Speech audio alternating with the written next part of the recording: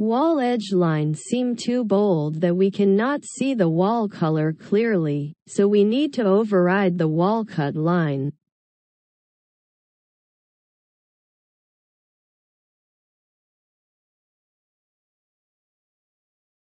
Click on View and then Visibility, Graphics. Model Categories. Find walls and you can adjust the override.